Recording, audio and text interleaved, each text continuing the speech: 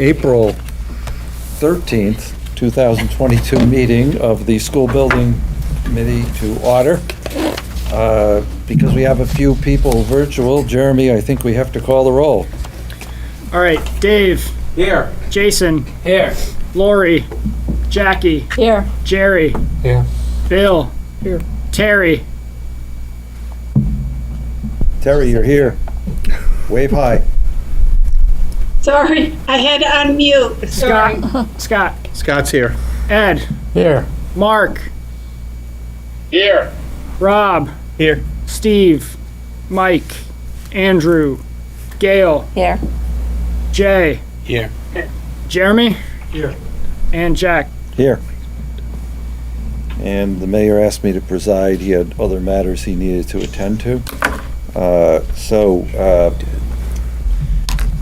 We're going to do things a little bit out of the usual order, in the sense, well, let's, first of all, we have the minutes from March 16th, and you've all seen them by email, so is there a motion, Jackie? Move to approve. Terry, do you want to continue in your role as designated seconder? She seconded. She did. Okay. She did. Thank you. Any comments or questions? Jeremy? Dave. Yes. Jason. Yes. Jackie. Yes. Jerry. Yes. Bill. Yes. Terry. Yes. Scott. Yes. Ed. Yes. Mark. Yes. Rob. Yes. Gail. Yes. Jay. I think you should Abstain. And Jeremy as well. And Jack. Yes, passes unanimously. Let's move on then down to the bills.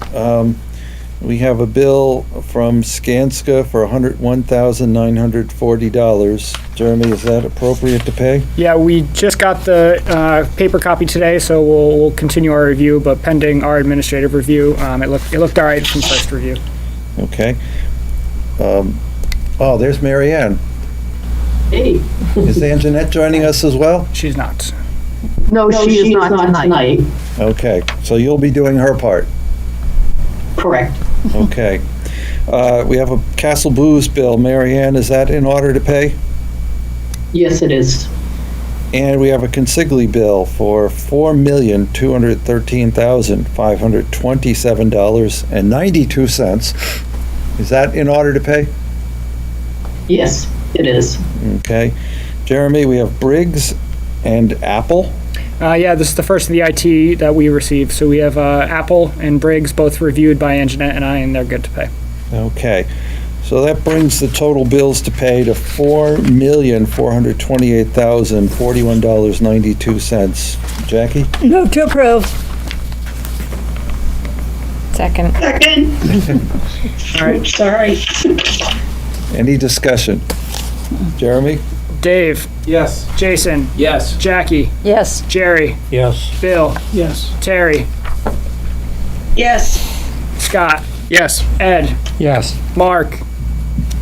Yes. Rob. Yes. Gail. Yes. Jay. Yes. Jeremy. Yes.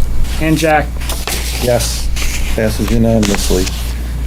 So Corey, do you want to go over the change log, contingency transfers? Want to Yes. do that? Because we may need some votes there, right? Yep. Yeah, so we'll start with GCO 19. We just have two items on that GCO. First is GCR 145. That is for ASI 120, which changes some flooring in Area E, which is the main cafeteria. So along the south edge where that big curtain wall is, we're changing the flooring from LVT to the resilient carpet tile. So that is a total of $8,140.59. What was the reason for that change? That was a result from, we have to have so much of that to clean people's shoes from a lead standpoint. Oh, And that was just kind of got caught up as we were going through the shop drawings, and that was the result of changes from the lead requirements. okay. And we're still on track on lead, correct? Yes. Good. Okay, and the other one is GCR 151. This is for PR 113, which is for priming the walls at the vinyl wall graphics. So we have several wall graphics with different imaging on them, and they cannot be installed directly on raw drywall. They need to be primed first, and that scope was not captured in the original budget. So that is a total of $11,492.52. And as Steve always says, KBA and Skanska have reviewed these and are accepting the costs of these. So that's it on change order 19. We like very small change orders. Yeah. Is there a motion to approve? Move to approve. Terry, Second. Oh, sorry, second. do you want to defer can to take Gail it. tonight? Yeah, I thought she was gonna do it, so that's why I didn't say Okay, anything. but I- we'll let Gail be the designated ahead, Gail. seconder tonight. Is there any comments or questions or discussion? Then we'll call the roll again. Dave, Yes. Jason, Yes. Jackie, Yes. Jerry, Yes. Bill, Yes. Terry. Terry, Yes, Scott, yes, Ed, Yes. Mark, Yes. Rob, Yes. Gail, Yes. Jay, Yes. Jeremy, Yes. Jack. Yes, passes unanimously. Corey, what do we have for contingency transfers? Okay, so we also have two contingency transfers that are ready for approval. GCT 049, which was for some underground conduit repair. There was a piece of damaged conduit underneath the slab that we had to trace out, find, and repair. We weren't able to assign blame to any of the subcontractors, therefore it is captured under contingency. This value was $15,034.96. Again, this does not increase the GMP. This is already within the GMP budget for contingency. And we have GCT 051. This was for some additional window pre-testing that we did at the shop windows. We did have a small failure at one of the windows, so we hired Intertech ourselves to do some testing on the windows to prove out what we thought was the issue and confirm that we had fixed. And then we've since had it retested. That is a total of $2,250. So those two combined is a total of $17,284.96. Is there a motion? Move to approve. Second. Jerry, do you have any questions? I do, but I won't ask it. Okay. Did we have a sub to assign blame on a window failure? Was there any back charge? So the retest and the formal retesting costs, yes, will be back charged to Folan Waterproofing. This was a consigli decision to do some additional testing because we weren't exactly sure what the issue was. So we hired them ourselves. It's just checks and balances, make sure we give you guys a tight building at the end of the day. Great. And the issue with the window was? So there was some flashing issues at the corners of the sill. So there were some fish smells and some of the blocking wasn't secured properly, which allowed some water to infiltrate in the corners of the window. But this wasn't a problem on all the other windows? Nope, this was a one-off. It was the first window that we did of this type. So this is the window that's half in brick and half in metal panel. So it was the first one of that type that we did, and we kind of learned from that first one. Okay. Any other questions or comments? Jeremy? Dave, Yes. Jason, Yes. Jackie, Yes. Jerry, Yes. Bill, Yes. Terry, yes, Scott, Yes. Ed, Yes. Mark, Yes. Rob, Yes. Gail, Yes. Jay, Yes. Jeremy, Yes. Jack. Yes. Passes unanimously. Okay, as long as have Corey up, do you have any new change requests or issues that you need to bring to our attention? We do. We do have a couple of new CRs as well as some new GCTs that are on the log. These have not been submitted or approved formally yet. They're just for tracking purposes, and we're working through the costs. So the first GCR is GCR 152.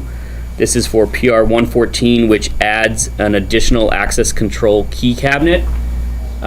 This is essentially will allow Jason to manage all the new keys to the building in a secure fashion. It has actually a thumbprint reader and a card reader in order to access it, and it keeps a log of who signs out keys and everything. So we actually have keys for doors, not card readers. There's both. So we have Yeah. card read access as well as every door has a key as Key. well. It's a Yeah, key most as of the well. classroom keys they're keyed. Yeah, most of the classrooms are keyed. Okay. So it's not just electronic. If the electronic fails, you can get in with a key? Yes, Correct, exactly. Yeah. And this is a step up from the typical, just, Paper lockable copy, key, yeah. key cabinet that we would have. Okay. Which we still have. Reminds me of when my mother bought a Oldsmobile in the late 1950s, and she didn't want power windows because they would just break. So, but they came with the car, so we had power windows on that one. Yes, I remember those I days. love a good crank. What else do we have, Corey? Okay, we have GCR 154. This has been rejected by Consigli, but it is still an open item that we're going to meet next week with the OAC team, but it's a claim from Griffin for material escalation due to COVID impacts.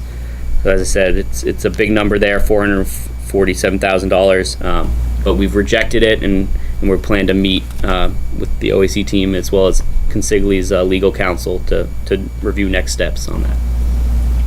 Yeah, they probably will file a formal claim, but we want to make sure that we have all the information that we need and that we've taken care of all of the proper ways to reject it, both from Consigli's level and from the city's level. It's an interesting claim in the sense that they supplied us with letters from early 2020 saying prices were going to go up, but they didn't tell us about it for like a year later, right? Right, Yeah. exactly. Yep. And the contract provides that they're supposed to do that within 30 days, correct? Yes. So, Their contract also says that they own all escalation, so that's one of the bases why we rejected the cost. but we also want to make sure that we do everything appropriately to defend against this claim. So, is that it? We have one other one, GCR 155. This is for PR 115, which adds a little section of walkway at the emergency exit of the bistro area. So there was no concrete walkway there, which we're just adding and connecting it to the sidewalks that are already owned in contract. Is that a code issue? Yes.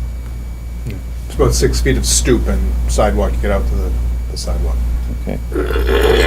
That is it for GCRs. We do have 3 new GCTs. Before you go, Scott has a question. I just, again, just looking back at 154 because it's a large number, like, is there any unfinished work associated with this sub at all? As far as, there's unfinished work that they haven't completed, but they're not going to hold up any work for this cost, if that's what you're asking. That's what I was asking. Yeah. Thank you. No, they are proceeding, moving forward. It's, Yeah, they're even part of the group that's in virtually every Saturday to work. Yes. Correct. So they've acted professionally.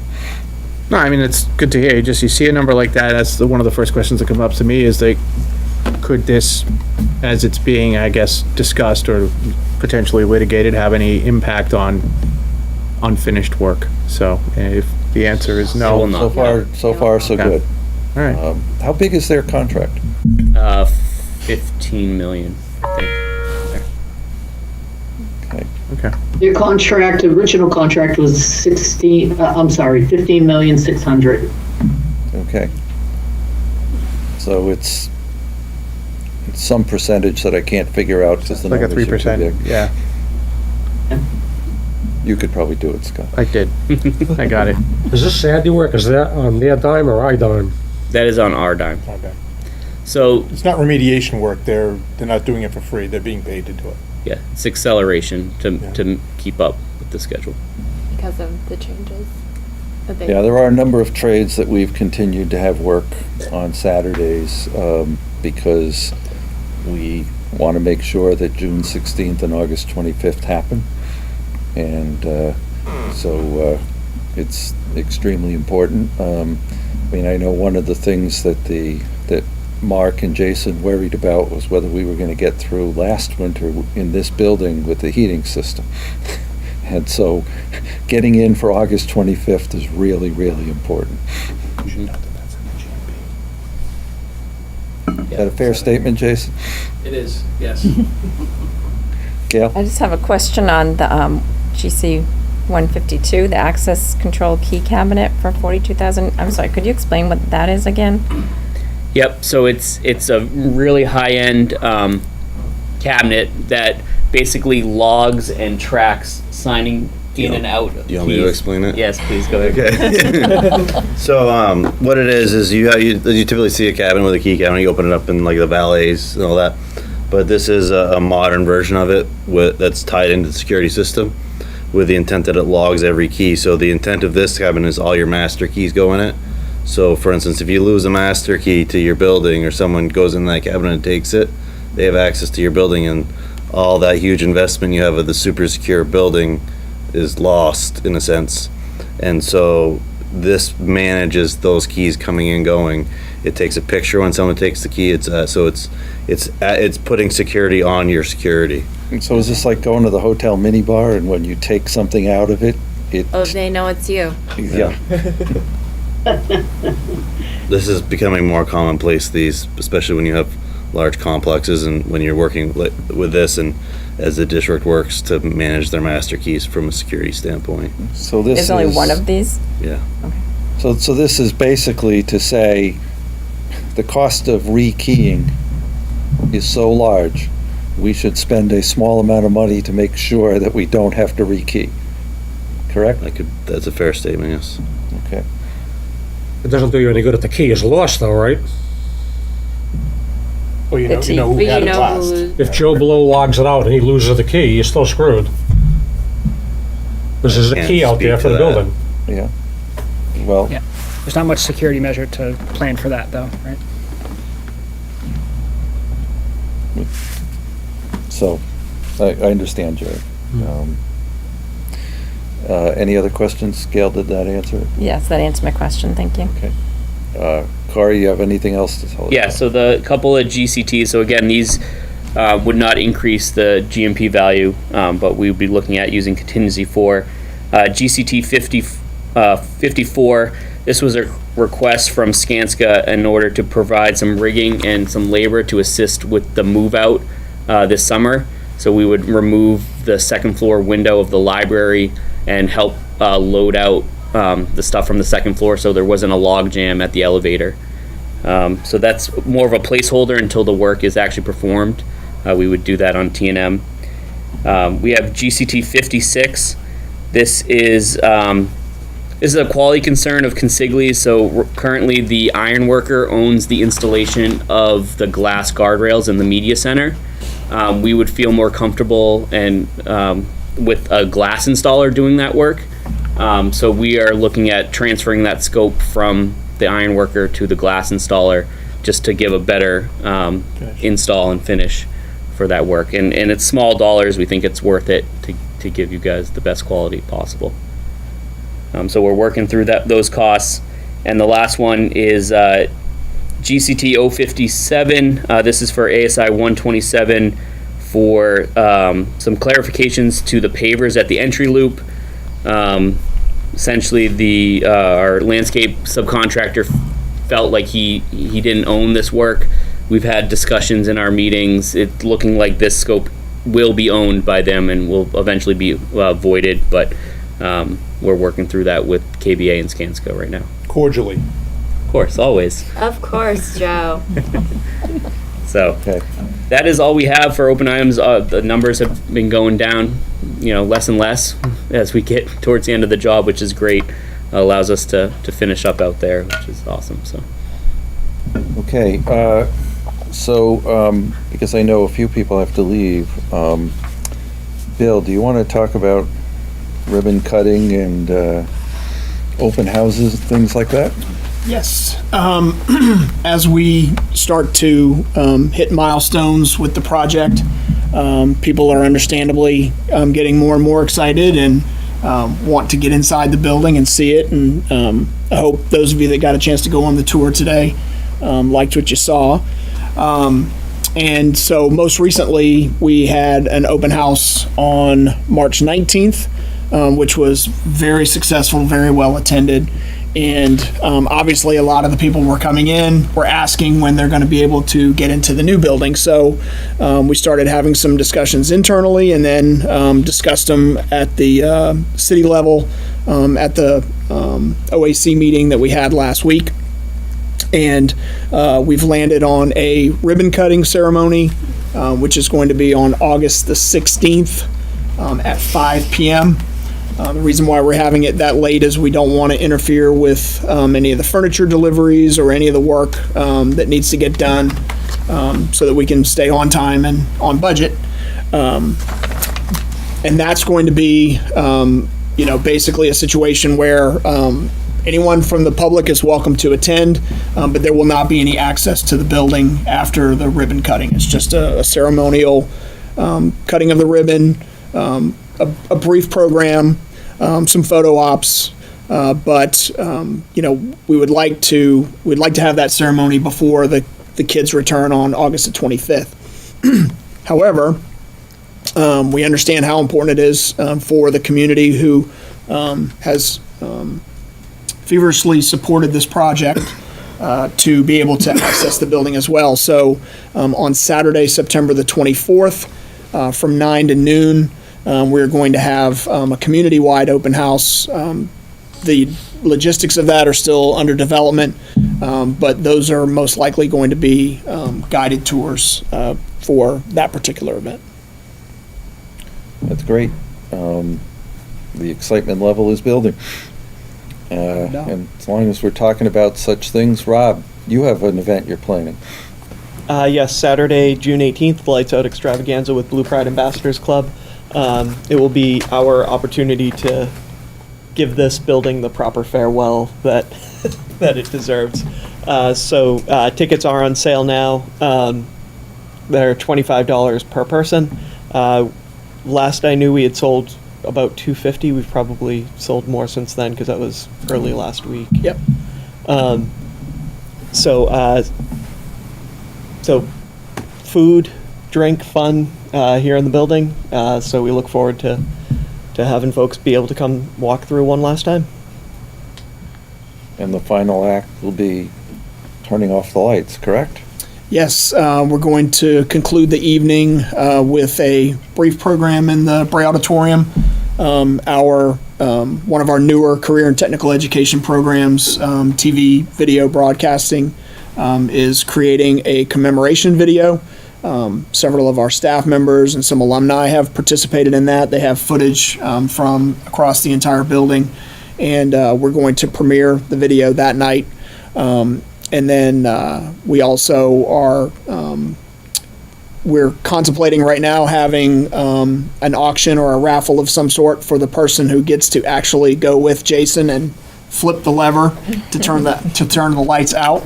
But the evening will conclude when everybody walks outside to Rathman Willard Drive, and we watch the lights go out in this building.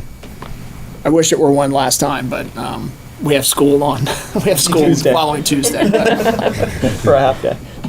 So it's and we're also, and Jack, if I might add, we're also selling commemorative T-shirts that were created by a collaboration by our art department and our graphic design department. So all that stuff is available on facebook.com/Attleboro High School, which is our official high school Facebook page. And we're also working through the logistics of trying to have things like bricks or other items available. Yep, we're hoping to have some components of the current building available for anyone that may be interested. Whether that's lockers, as you said, bricks.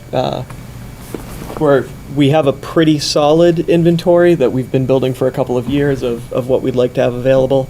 But as you said, we're working through logistics, and there's still a few other small things that we might want to include at some point. So, and we might pull another surprise for that evening as well. We'll see. Stay tuned. Okay, great. Have to go. All right, then, well, I think we've saved the best for last. So Rachel, are you going to give us the virtual tour of the building? I am, yep. So go ahead with the construction update. Okay, so I know most of you were on the tour earlier today, so keep this a brief high-level update. Right here, we have the front of the building. So in the front of the building, we are starting to do all of the walkways. As you can see, this front entrance loop is trying to kind of shaping up. So we've placed a lot of sidewalks. We've started installing the granite steps here. A lot of the hardscaping is going in right now. Towards the back of the building, we've started doing the GFRP cornice along the cafeteria. We're also removing the temp heating here, which will open us up for a lot of the bus loop / the back entry pavers, which we'll get started on very shortly. And we've also, you can kind of see here, we've gone into the pool building. We've started abatement in there, and we'll start to tear that down within the next few weeks.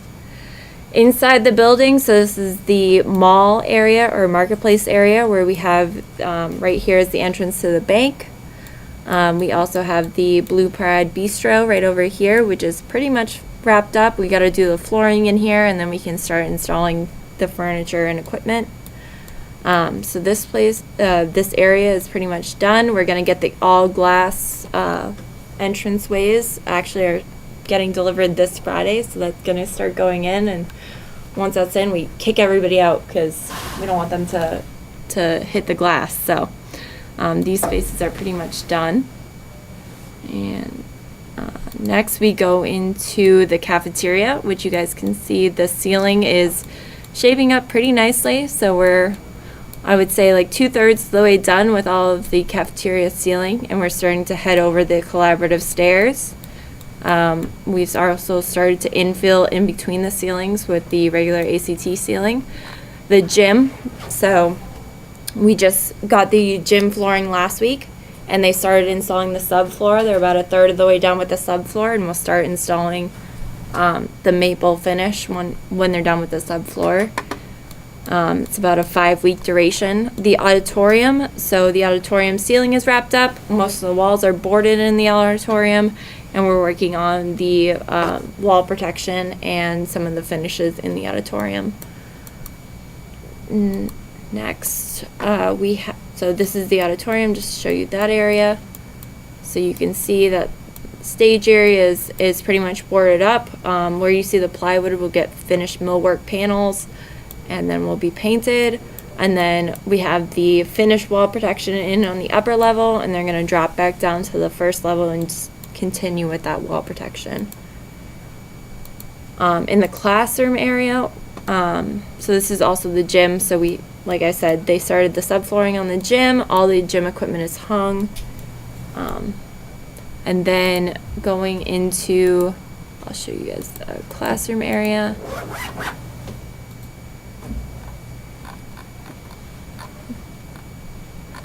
So let's do classroom. So we started punch lists, which is KBA's kind of, their list of nicks, dings, anything that's kind of scratched up and damaged. So the 4th floor is done. The 3rd floor is also done. We final cleaned those spaces. 2nd floor, they've also finished the punch list. We're actually going in and final cleaning that now. This is the 2nd floor. So this is the collaborative classrooms that we have with the folding glass partitions. So that punch list is done. They've moved down to the 1st floor to do punch list. And once they do punch list, we give the subs 5 days to go in, complete all their items, and then we start with the final cleaning. So pretty much 4th, 3rd, and 2nd are wrapped up, with the exception of a couple punch list items, and we're moving down to the 1st floor of A, B, and C. And the shop areas? The shop areas, so in the the 2nd floor shop areas, which is dental assisting, medical assisting, robotics, engineering, those spaces are done. We just have to move in the equipment. We're supposed to get dentistry equipment this week, followed by medical assisting, robotics, engineering, computer science. So all those spaces are done, ready for equipment, and we're just kind of rolling with the equipment install. On the 1st floor, which is kind of the rough construction spaces, so carpentry, plumbing, HVAC. Those are still being roughed in right now.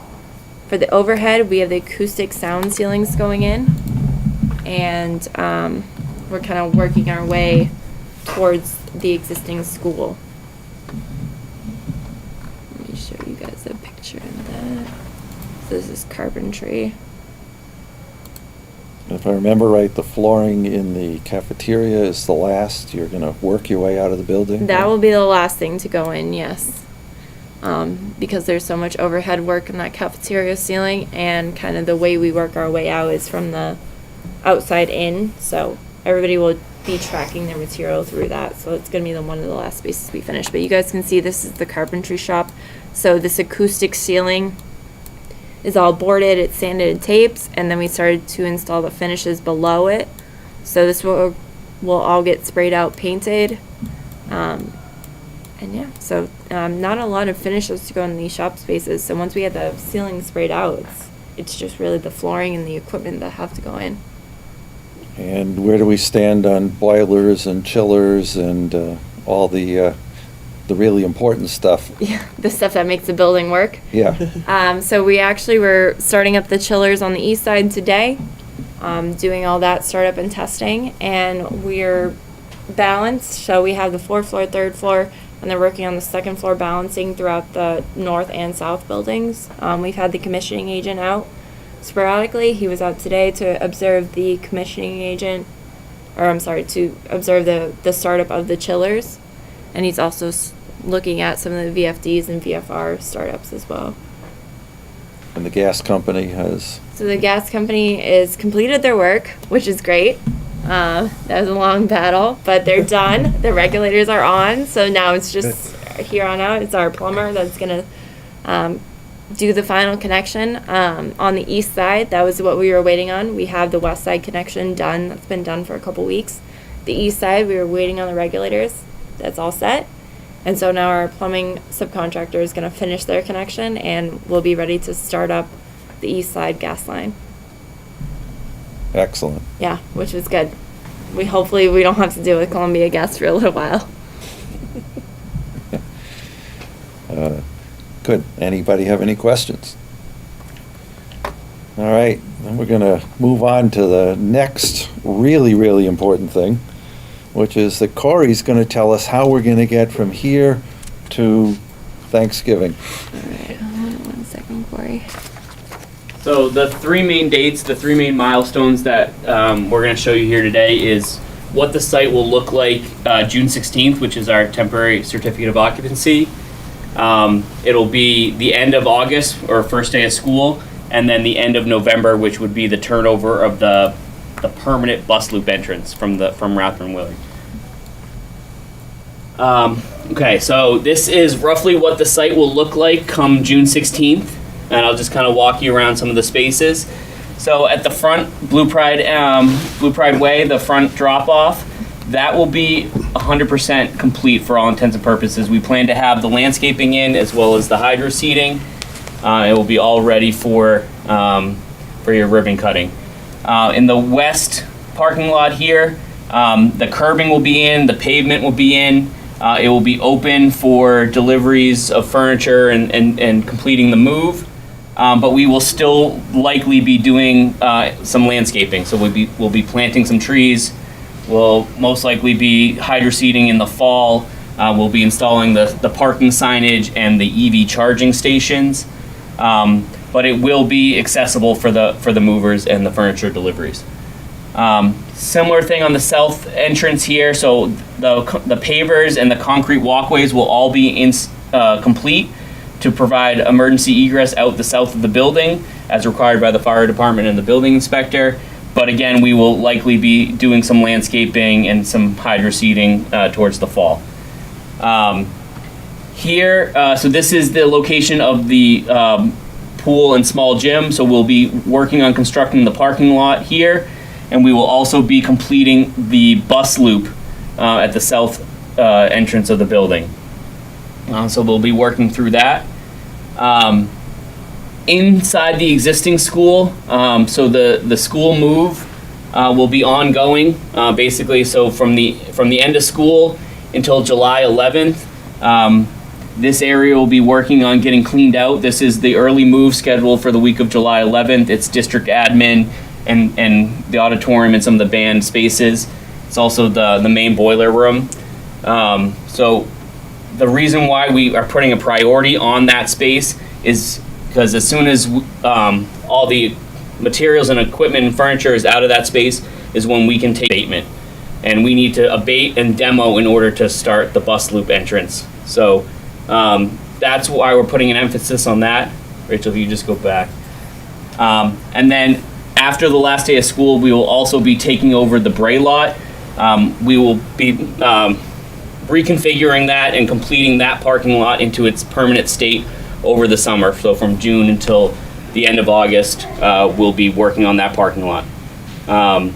And so from the last day of school until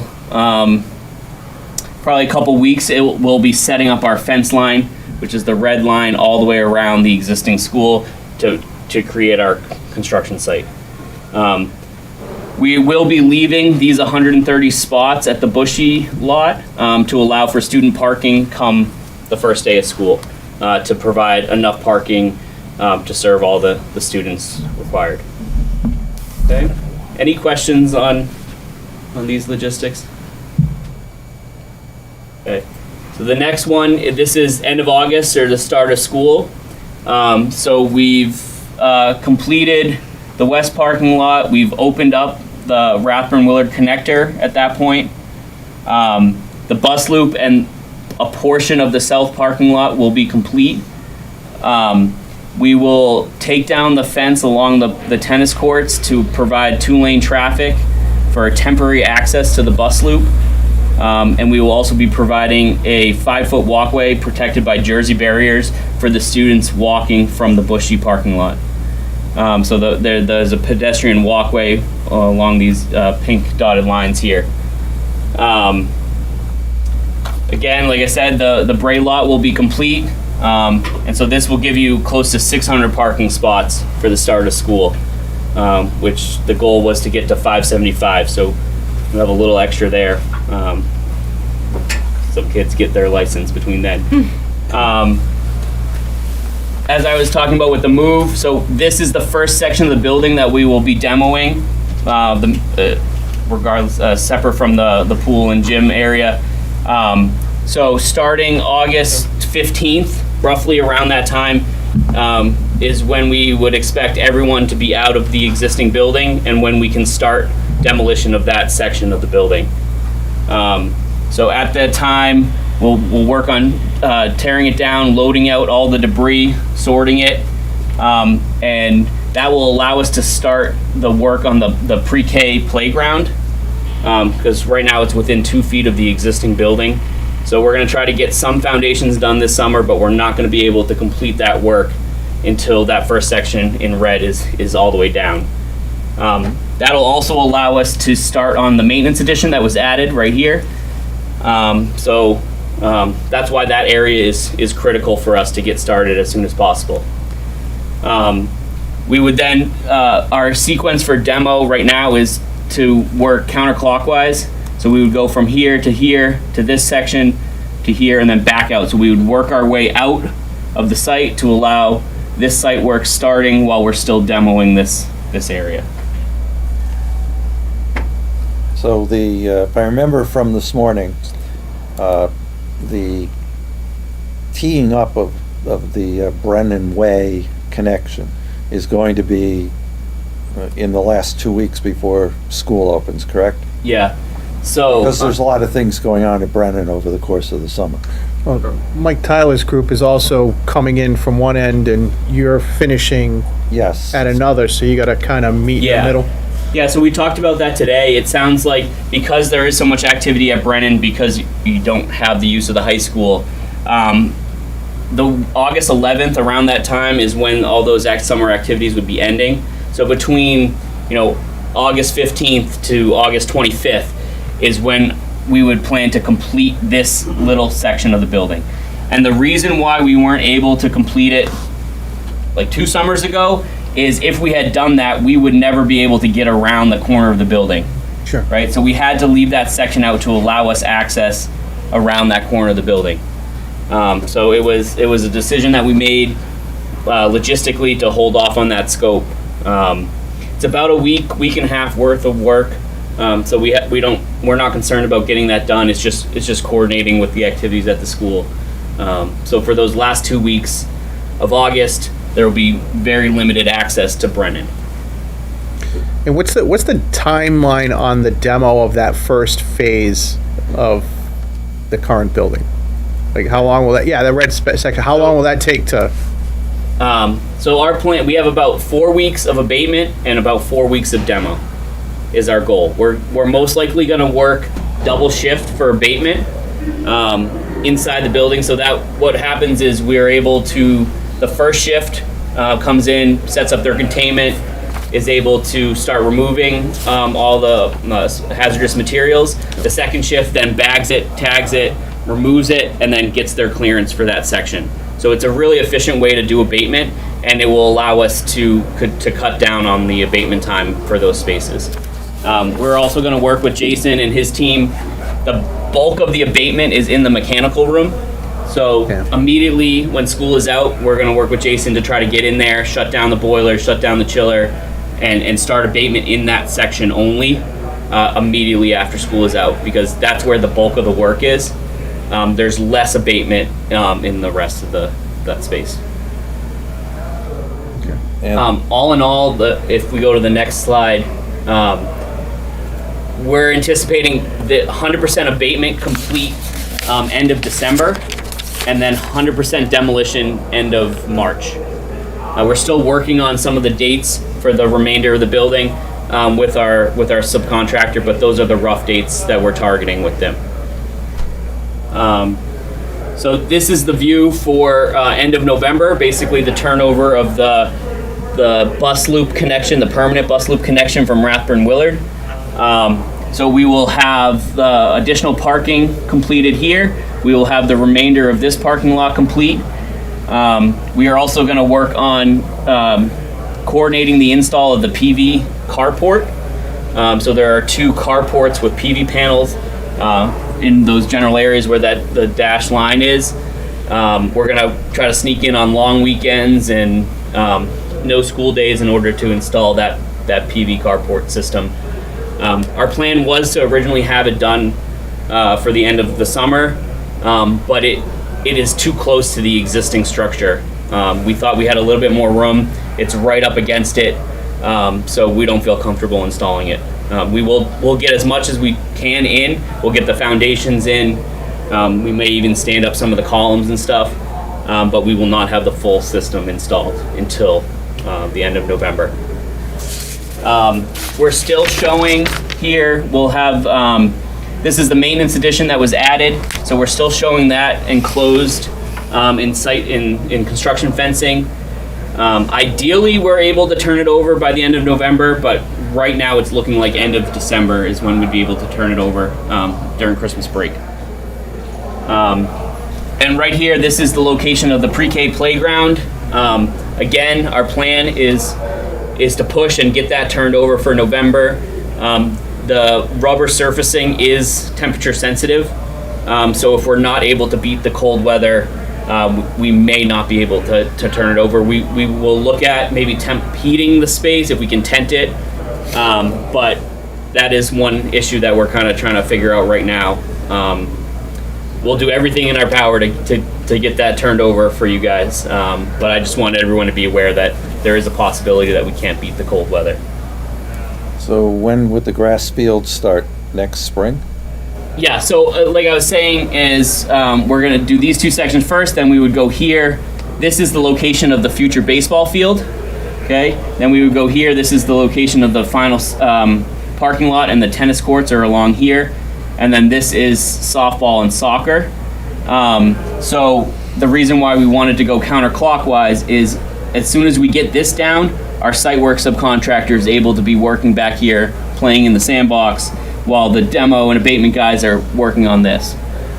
So sometime February, when the frost breaks, March, we'll start working on the site work on the fields.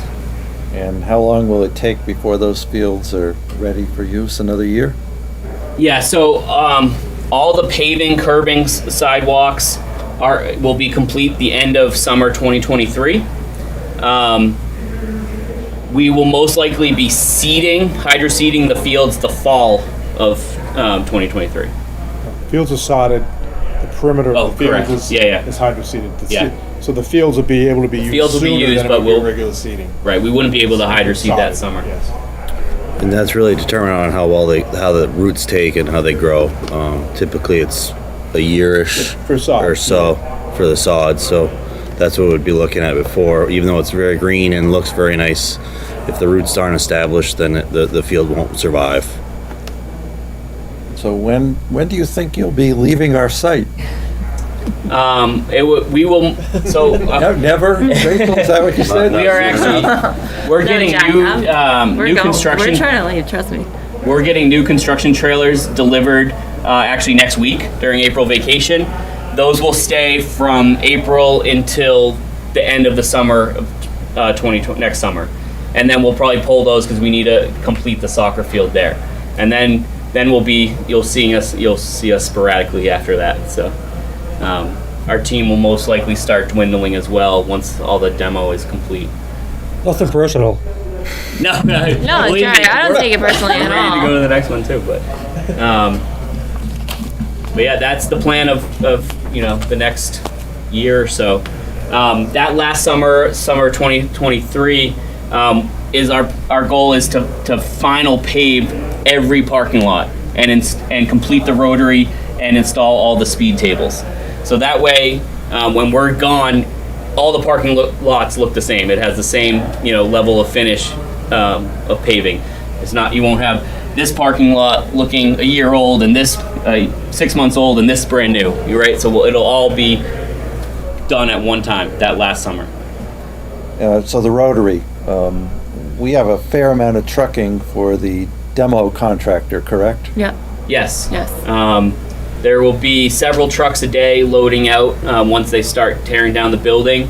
So our plan is to not complete the finished condition of the rotary so that our trucks are able to easily make that turn without damaging the finished condition of the rotary.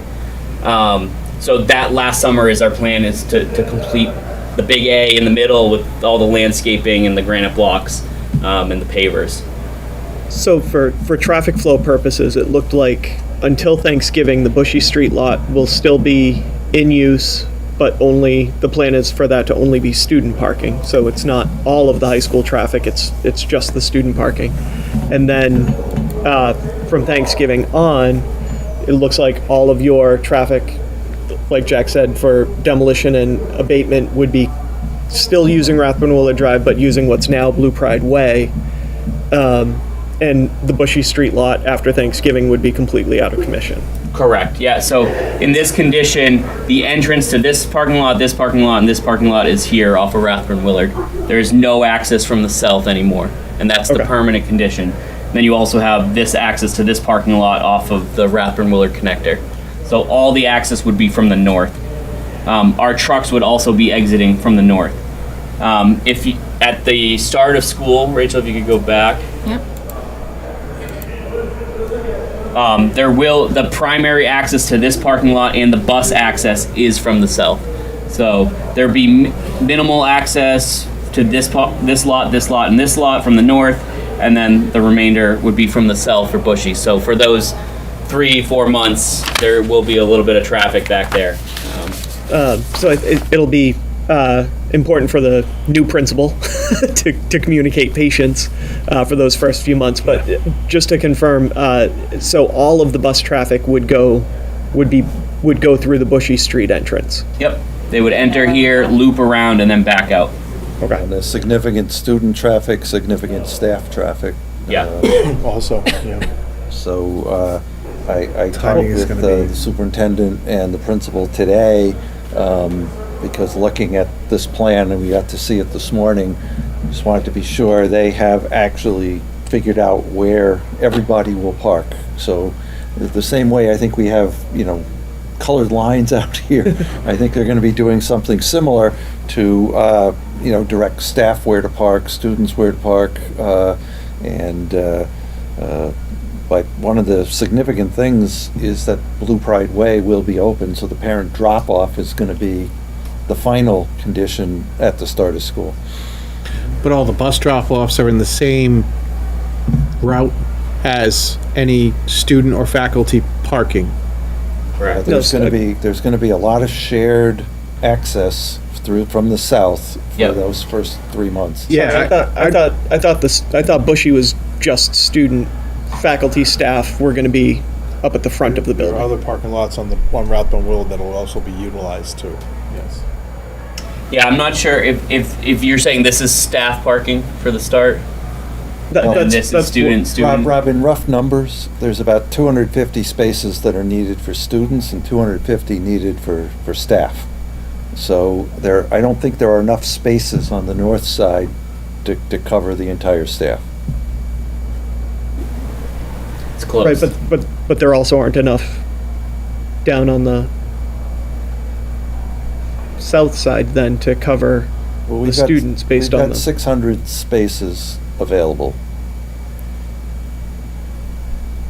Right, so there's 30, 124, 32, and 87 on the north. Understanding Drummond is a little far away. And then on the south, we have the 139, the 54 that we created on a section of the Okay. old tennis courts, and 130 there. I was missing the 139 in the middle. I was only asking about Bushy. So Oh. okay. No, The access the only to reason I that was bringing it middle. up is the traffic pattern of Bushy Street, Yeah. which is tough enough with just student drop-off and parent drop-off, as I can attest, but now the buses.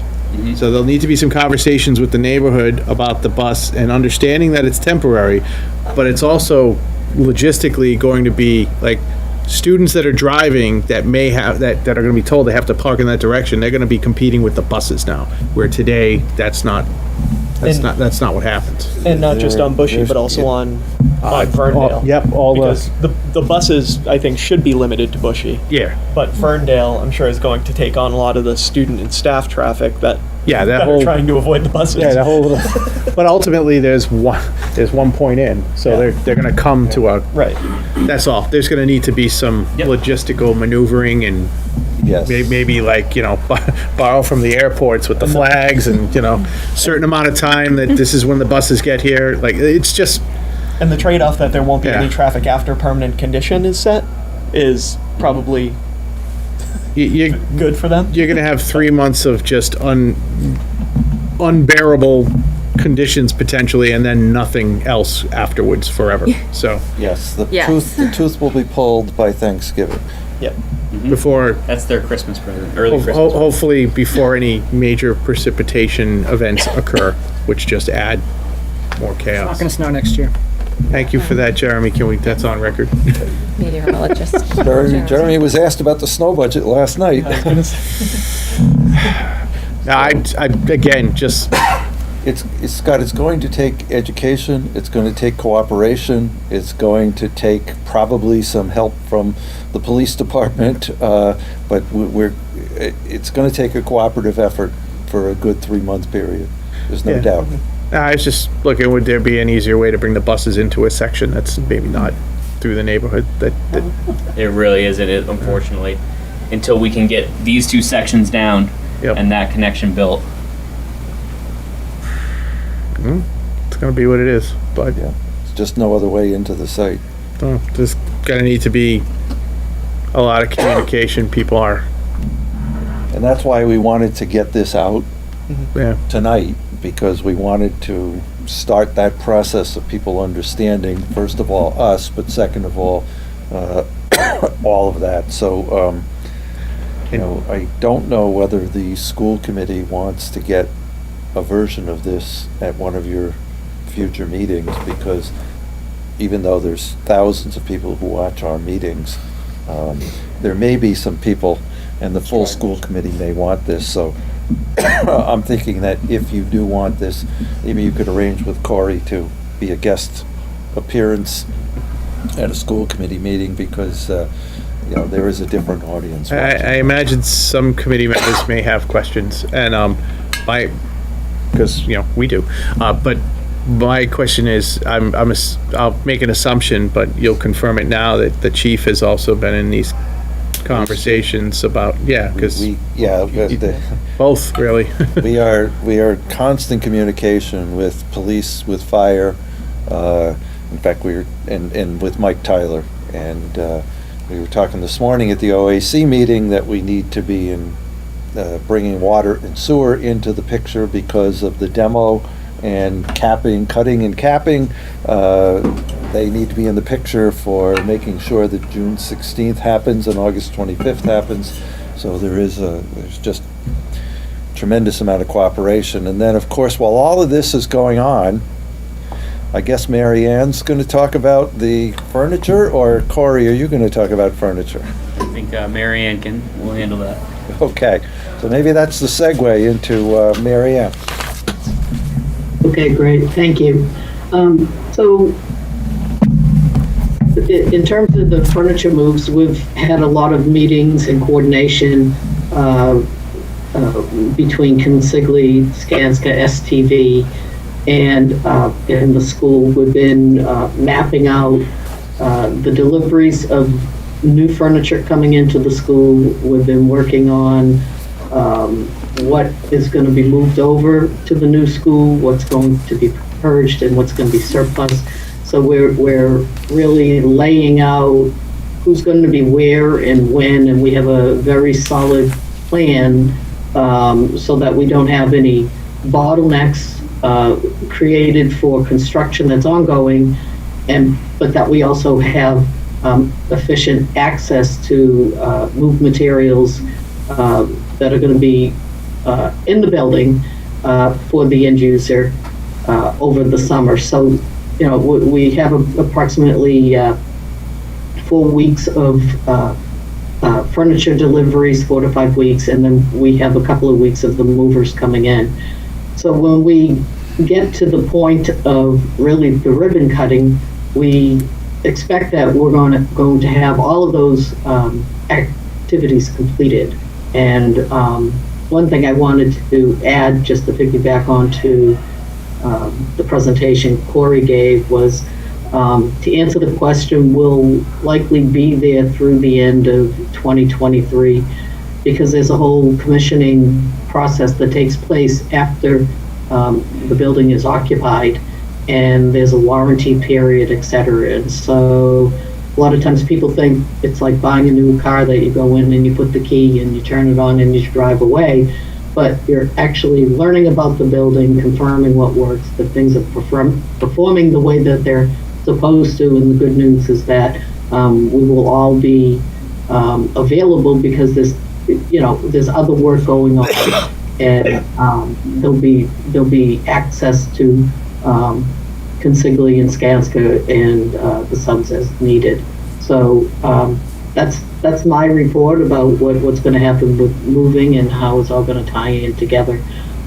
Corey, you might be able to answer the question. We anticipate commissioning going on into the fall. Is that correct?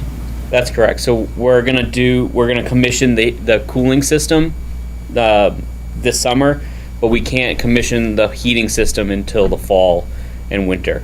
So we'll be working with Jason and his team while the building's occupied to complete the full commissioning of the heating system during that time. And then it's a 10 to 12 month period that the Mass School Building Authority requires that the commissioning agent come back and confirm that systems are working as expected, as designed. And so that really does bring us up to the end of 2023 and closing out the project.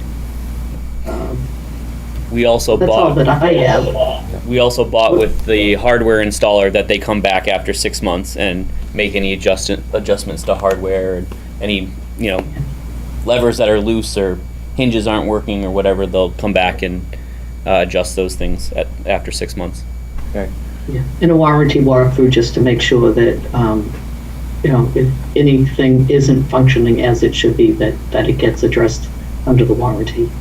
And so we may have covered this already. If we have, forgive me, but I believe we said the superintendent, central office, they would be moving around July 11th. Is that correct?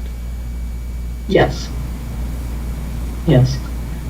I don't have the move schedule in front of me, Jack, but yes, they'll be one of the first ones moving in, because the whole idea is to get the heart of the operations in place, so that as other smaller types of moves happen, that they're up and running and they can be of service to the rest of the school. And we need to take down where they are, which is in the red.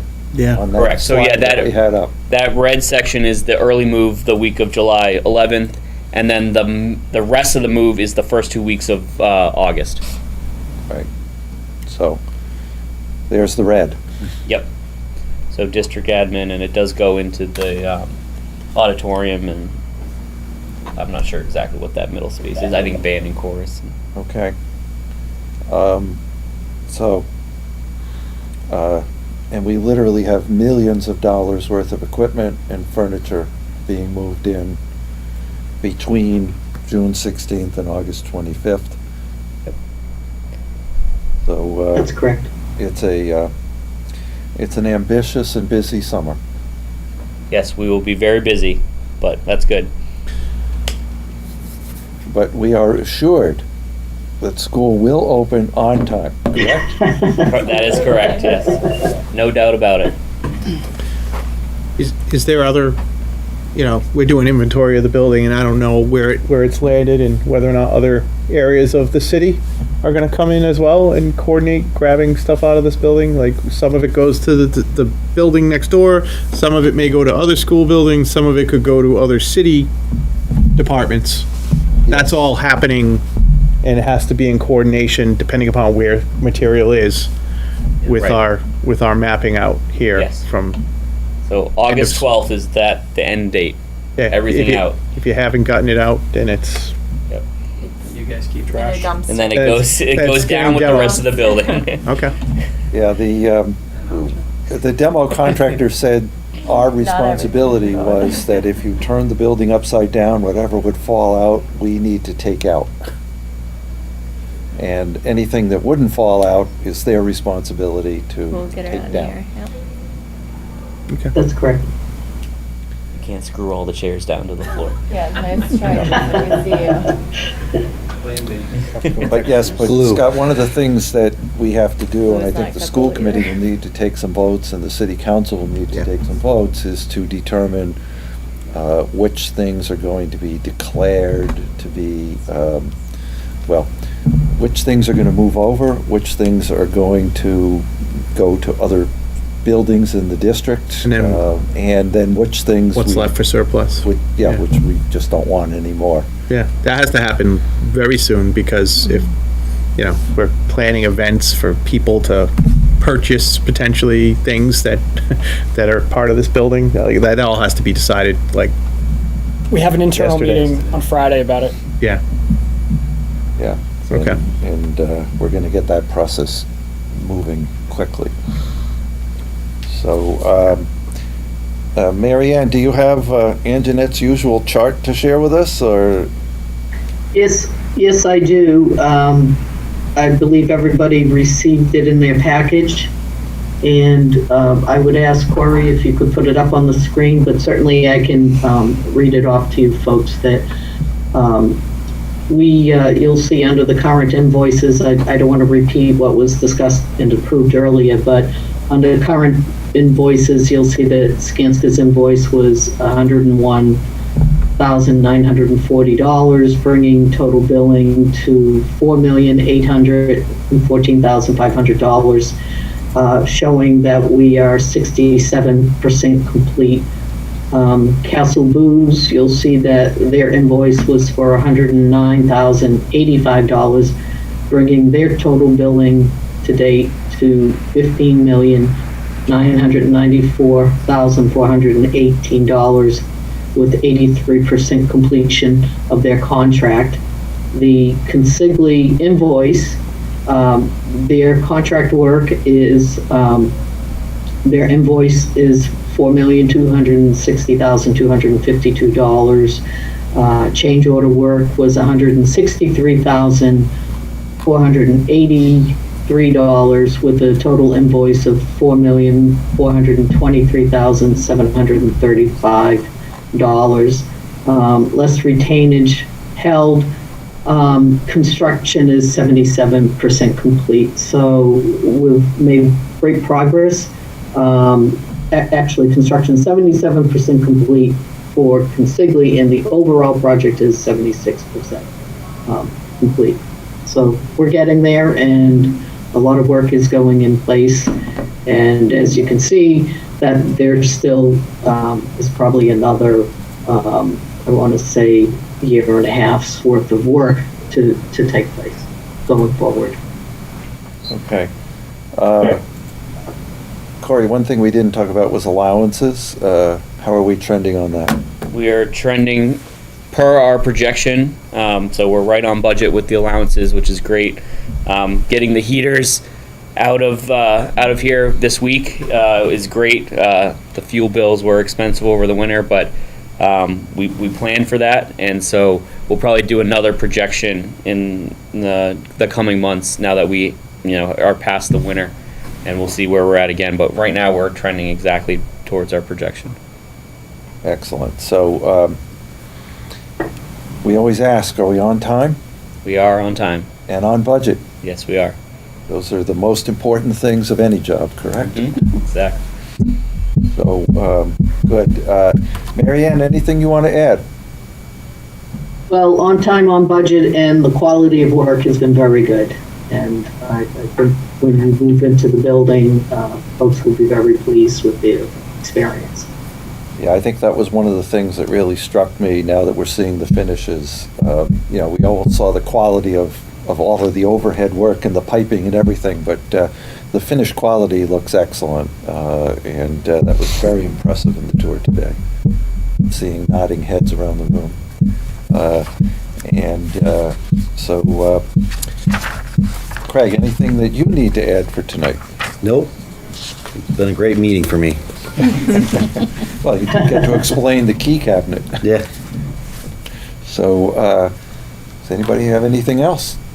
I just have a question, maybe not a question, but jog my memory about this. So the Highland parking lot down there, is that still being utilized by the project? Oh, yeah. Okay. Absolutely. There's a lot of stuff stored over there. Oh, okay. There's a lot of workers that are parked over there. From the meeting this morning, I understand that during the demo, some of those workers will be able to park on site near the building that's coming down. Yeah. But that parking lot is still going to be very active for another Correct. year. Yep, Okay. we will utilize it during demo as well. Oh, okay. Yeah. And so, actually, our permit for the parking lot is expiring, so I have applied to the Conservation Commission to extend the permit by a year, and that should be approved by them next Wednesday. Okay. So, but yes, that is, and then what happens to that parking lot, whether it is part of it becomes a permanent part of Highland is still to be determined, or whether we have to take it up. Just as an example, if we were to sell off the Highland Clubhouse and parking lot, we'd have no parking at Highland. So we would have a need for at least a significant portion of that to be retained. So obviously, there are a lot of decisions that have to be made as we go forward, but those are a year off anyway. Okay, I just wasn't sure if it's still being utilized. I know we had an agreement with Consigli for them to use it, but it sounds like it'll be going on for at least another year. In fact, we had a whole lot of fencing that was just delivered that's over there, correct, Yep. Corey? All the fencing for the field work and the summer work is over there. The infiltration systems that go underneath all those parking lots that we're building are over there. There's all the light poles that go on Blue Pride Way, and all the parking lots are over there. So we've been using it as a way to get stuff delivered and not have to worry about the supply chain COVID, issues yeah. that we're seeing in the market. So playground equipment should be also be getting delivered in the next couple months, Yeah. hopefully. So we've had two supply chain issues recently. One is pottery wheels. which Yep. is probably not the biggest thing on earth. But, and then the second thing is fabric for the auditorium chairs. Do you want to give us a quick update on that? Yeah, so we were in constant communication with the auditorium seating manufacturer. We got them to come field measure the space, confirm their shop drawings, got approval from KBA, and then when we went to go place the order, they let us know, oh wait, the fabric is actually back ordered and would actually be 20-week lead time until you get the auditorium seats. So that would put the delivery date somewhere in the middle of July. So obviously we were not thrilled with that. We did look at a couple other options for fabric. Some did not meet the quality requirements and others did not meet the aesthetic requirements. So we've since decided to proceed with the basis of design fabric. We've been talking with the electrical inspector and the building inspector that they will not hold up TCO on June 16th if the seats aren't installed. That is our plan. We're going to do everything we can to get them delivered before the middle of July, but right now that's looking like what will happen. There's really no furniture or equipment that needs to get delivered in that space, so that'll just be what we're doing in that space. It won't hold up any other work. We'll complete it entirely except for the seats. We are also looking at an option with the installer about installing all the stanchions, the armrests, and then ship out the backs and the seats separately, which actually get the fabric, and only install those in July. We're looking if that's an option. It wouldn't compromise quality. That is actually how they install it. It's just they would install it a month later. So we're looking into that, but just wanted to make you guys aware of that condition, that issue. There have been some supply chain hiccups, but in general, I want to give Consigli great credit for being proactive and for having as few issues as we've had on this job. If you remember, back in the beginning, bricks were a problem. And along the way, various kinds of electrical equipment and cables and things, and then the price of steel went up, but all in all, we've been very lucky, and I think we've supplemented that luck with some outstanding performance by our team, and I do want to give them credit for that. Thank you. Craig has worked with us as well to, if there have been any issues, to allow us to go with a different manufacturer or a different color or something like Just that. not on fabric for auditorium seats. Yeah, I mean, I know one of the things I heard. I got some great samples for him. A calculated choice. He hasn't seen them yet. Purely because the fabric of these seats will be there for 40 or 50 years, so you want to make sure you have something that's going to last 40 to 50 years. Right, because there was an option to get, a single color rather than a pattern, but single colors show wear and tear and dirt a lot sooner. Exactly. So as always, we're taking the long view. And, I mean, even if the school had to open without auditorium seats, it wouldn't be the worst situation. That's not going to happen. But it's not going to happen. Not going to happen. Not going to happen. No.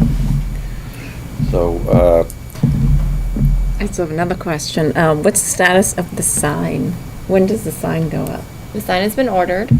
So Dagtronics is the sign manufacturer. It's been ordered. I think we can anticipate it probably middle of June for the site sign, and then we still have the non-electronic sign to go in. We're just waiting on color samples for that. So is the base of the sign up there? Is that what I saw? Working on they're today? working on the brick and the fieldstone thank veneer. you. Yep. and then I assume that the building mock-up's coming down shortly behind it, right? Oh yeah, we're It getting will that go out in a dumpster with the pool and small gym. Yeah. Okay. Ed, you had a question? Yeah, I'm concerned, this goes with the moving of certain items from the present school to the new school. In particular, a musical instrument, a piano, which is a legacy dating back to 1900. It's worth a great deal of money. It's very close to exterior doors. I'd like to know what precautions we can take to make sure that it isn't lost during this time of transition. And is there a place in the new building to secure it. Over the years, we've lost things when things are in transition because things aren't where they should be. This particular item is worth, it was years ago, and now maybe more, 20 or 30, or 90,000. It's a Steinway Model D. It's the best one they make. It's been refurbished. And I made it a personal goal to make sure I know where it is. And I'd like to, what is amazing, I shouldn't say too much about it, but it's not a difficult thing to take out of the building. Mary Ann, are you aware of this in terms of the move? I heard that there was some conversation about the piano, and so I think it's been taken into consideration.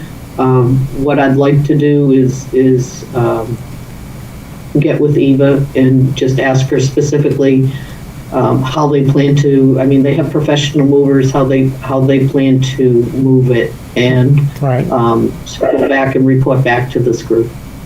Okay, that's excellent. And I would just add, there is a dedicated room on the stage for piano storage.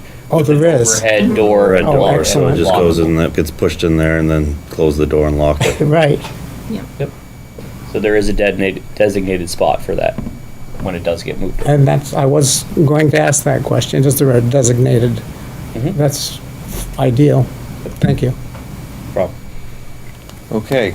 Does that take care of your concern, Ed, or do you need more information? No, I think, to hear back that it is assured that those things will happen, that's fantastic. Thank you. Okay. Any other questions? So our next meeting is May 11th, and the meeting after that is June 15th. So I want to thank everybody for the great amount of information that you were able to present to us tonight, and to get a whole bunch of discussions started that are important. So I think that a motion to adjourn at 6:47 would be appropriate. So moved. Second. Jeremy? All right. Dave has left. Jason? Yes. Jackie? Yes. Jerry? Hi, Matt. Terry? Yes. Scott? Yes. Ed? Yes. Mark? Yes. Gail? Yes. Jay? Yes. And Jack. Yes. We are adjourned. Have a good evening, everyone. Thank Thank you, everyone. Have a good night. Okay.